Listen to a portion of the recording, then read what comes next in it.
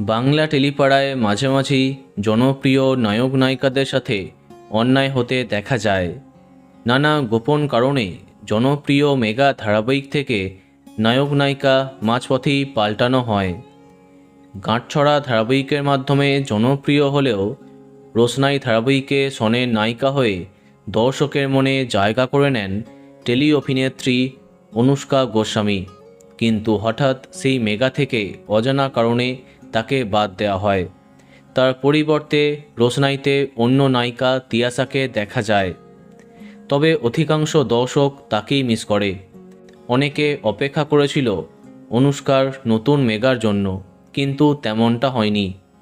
এবার ফিরছেন অনুষ্কা গোস্বামী, তবে প্রধান চরিত্রে নয়, সম্ভবত গল্পের অন্যতম দ্বিতীয় নায়িকা চরিত্রে।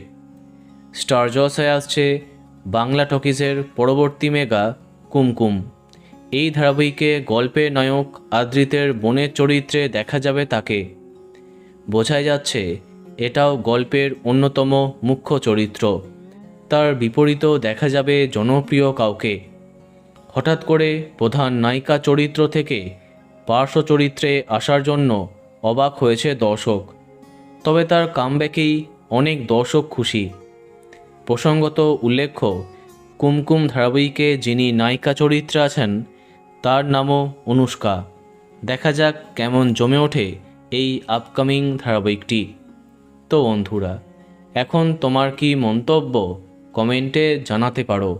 আর এই রকমই আরও অনেক ভিডিও পেতে সাবস্ক্রাইব কারেন্ট বস। ধন্যবাদ।